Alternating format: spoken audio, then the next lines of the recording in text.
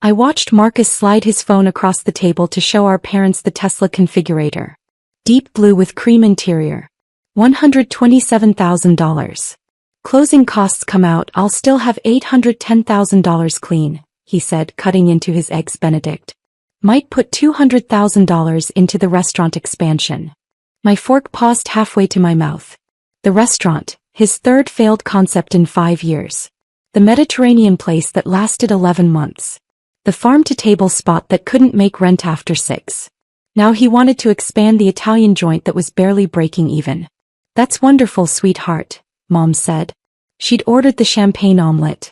Dad had the steak and eggs extra hollandaise. Sunday brunch at the Ashford, $1.89 per person before tip.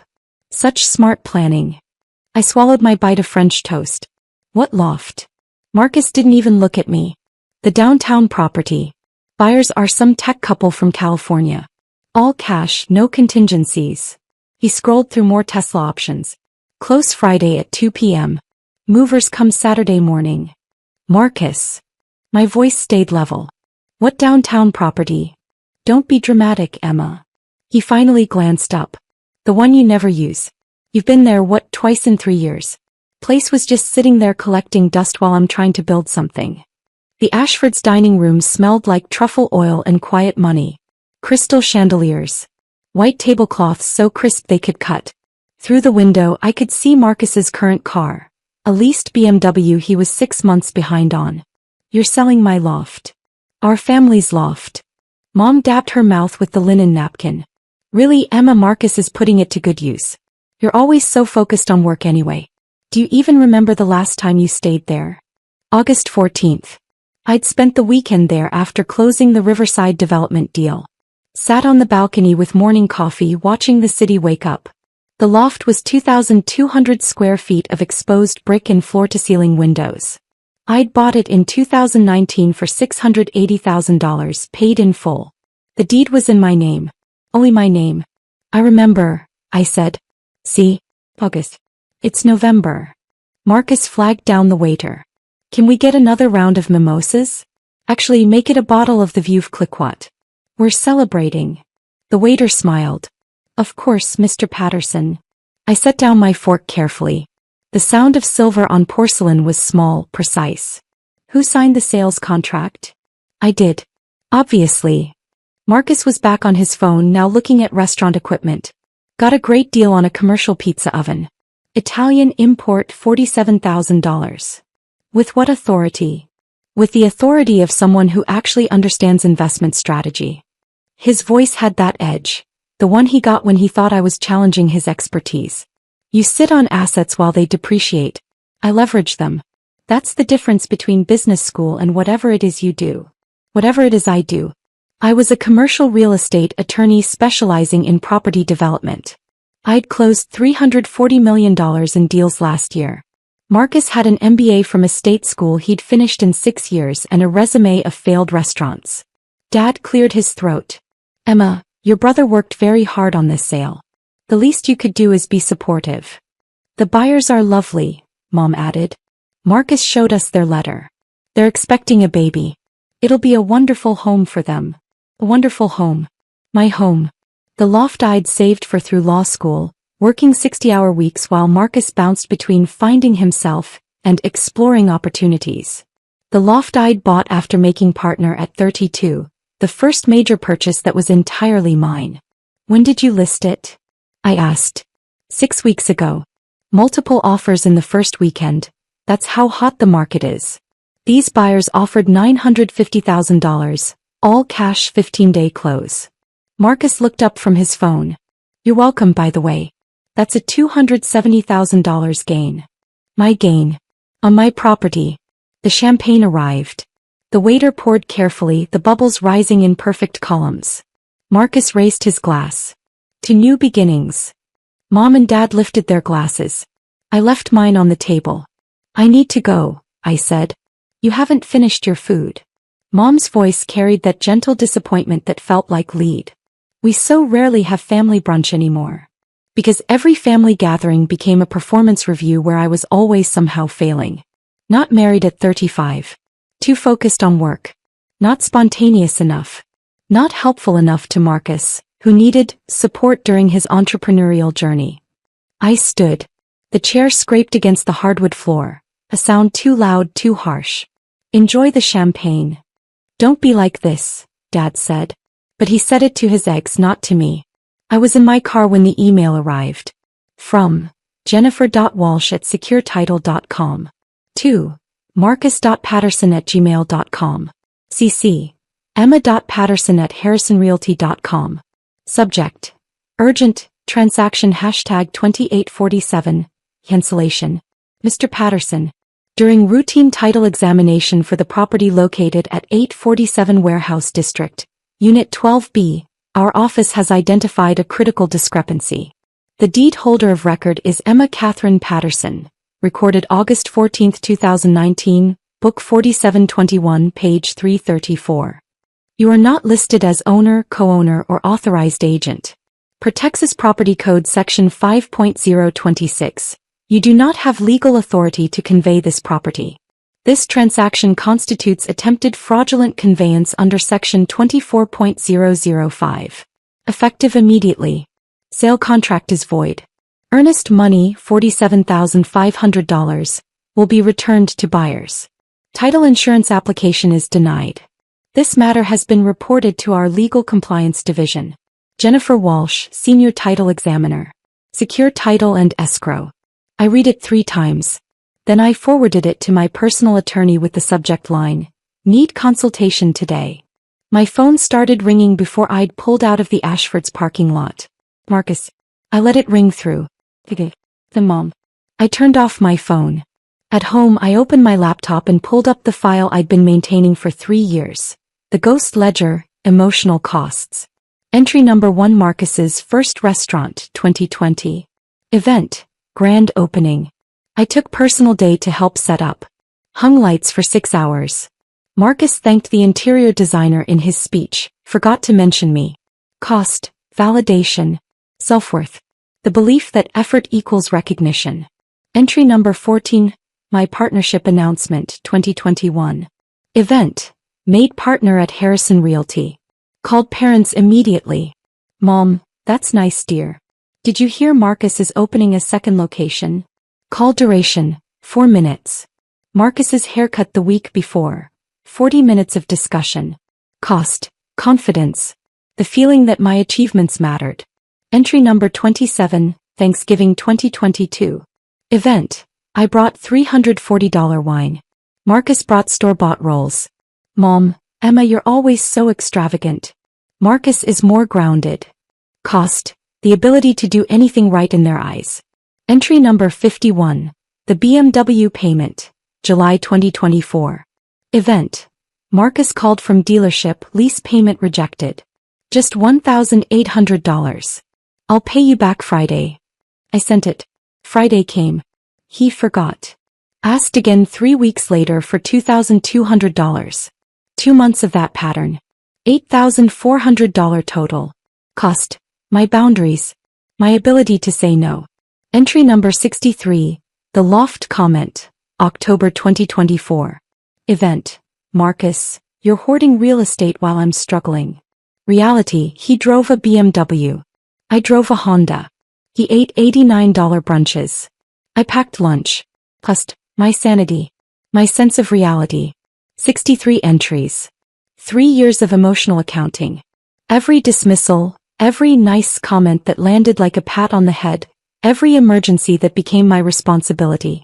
I'd kept feeding the slot machine of family, dropping in coins of effort and care and money and time, waiting for the jackpot of validation that was never going to come. The gambler's fallacy applied to family. Surely the next coin would trigger the payout. It wouldn't. There was a specific moment when I'd decided enough. Last Christmas. I'd given Marcus a $500 restaurant supply gift card. Thoughtful, useful, expensive. He'd glanced at it and said, "Oh, thanks," then spent 20 minutes showing everyone the coffee maker Mom gave him. Later, I found my gift card on the counter, still in its envelope, forgotten. That night, lying in bed, I felt something crack. Not dramatic, just a small, quiet fracture. The decision arrived fully formed. I would document everything. I would wait. And when the moment came, I would not bend. The moment had come. My attorney, David Chin, called at 2 p.m. Emma. I've reviewed the title examiner's email. Tell me everything. I did. The brunch. Tesla. The $950,000 sale of property he had no right to touch. Did he forge your signature? I don't know. I never signed anything. I'll need copies of any documents. The listing agreement, the sales contract, any disclosures. I heard typing. This is wire fraud, forgery, potentially theft of real property. We're talking felony territory. I want it documented, I said. Every step. I'm drafting a cease and desist letter now. I'll also file a fraud report with the DA's office. Do it. Emma. David paused. This will destroy your family relationship. I thought about entry number 63. Entry number 51. Entry number 27. Entry number 14. Entry number 1. My family destroyed that relationship, I said. I'm just writing the death certificate. Monday morning my phone showed 63 missed calls. 41 from Marcus. 14 from Mom. 8 from Dad. The voicemails were a study in escalation. Marcus, Sunday 12:03 p.m. Call me back. This is a mistake. I can fix this. Marcus, Sunday 11:23 p.m. The buyers are threatening to sue me. You need to sign off on this. Mom, Monday 7:15 a.m. Whatever this is, we're family. Marcus made a mistake. Let's talk reasonably. I deleted them all. David's email arrived at 10:02 a.m. Documents obtained. Marcus forged your signature on listing agreement, seller's disclosure, sales contract, and authorization for title search. Poor forgery. He wrote Emma C. Patterson, but your actual signature is E.C. Patterson with distinctive flourish. Listing agent claims Marcus presented himself as your POA. No POA exists. Agent failed to verify, liable for negligence. DA's office confirms fraud investigation opened. Case hashtag 2024 FR8847. I created a new document. Procedural justice, step by step. Step 1. Evidence CUN Title Examination Report, November 10, 24. Forged signature documentation, November 11, 24. Original deed showing sole ownership, August 14, 2019. Ghost ledger documenting exploitation pattern, 2021 to 2024. Bank records, $680,000 wire transfer from my account alone. 5 years of property tax payments from my account. Insurance policies in my name only. Step 2. Professional consultation. Attorney David Chin retained, November 10, 24. Fraud investigation confirmed, November 11, 24. Legal strategy documented. Cease and desist letters drafted. Step 3. Formal filing. Letters sent to Marcus, listing agent, buyer's agent, title company, November 11, 24. DA fraud report filed, November 11, 24. Case number assigned, 2024 FR 8847. Documentation package submitted, 47 pages. Tuesday afternoon Marcus showed up at my office. The receptionist called. Your brother is here. He doesn't have an appointment. He's insistent. Tell him I'm unavailable. He says he'll wait. Tell him to leave or I'll call security. Through my window, corner office 15th floor, I could see the city Marcus thought he could buy with my money. The restaurant district where his Italian place was hemorrhaging cash. The skyline I'd helped build, one closed deal at a time. Marcus waited 45 minutes. Security escorted him out. Wednesday Mom tried. She showed up at the loft with a key I'd never given her. I arrived to find her standing in my living room. How did you get in? Marcus had a key made. From your keychain last Christmas. She set her purse on my sofa. We need to talk about what you're doing to this family. What I was doing. You're in my home without permission, I said. That's trespassing. Don't be ridiculous. I'm your mother. She sat down. Marcus made a mistake, but you're making it worse. You're going to put your brother in jail over a misunderstanding. He forged my signature. He attempted to steal my property. That's fraud. He was trying to help himself. You've always had more than him. You could have just signed the papers and let him have this win. I stood there looking at the woman who'd raised me to believe my success was theft from Marcus. That my achievements were excessive. That my boundaries were cruelty. Leave. No. Or I call the police. Her eyes went hard. You've become someone I don't recognize. Good, I said. I've been working toward that for years. She left. I changed the locks that afternoon. Step 4. Authority Review, week of November 18, 24. The DA's investigator, Maria Santos, interviewed me for 2 hours. Marcus's financial instability. The forged signatures. The timeline. The ghost ledger. This is one of the cleaner fraud cases I've seen, she said. Clear ownership, clear forgery, clear intent. Your brother's attorney will likely advise him to take a plea. What kind of plea? Could be probation, restitution, community service. Could be 18 months if he goes to trial. Step 5. Counter evidence, week of November 25, 24.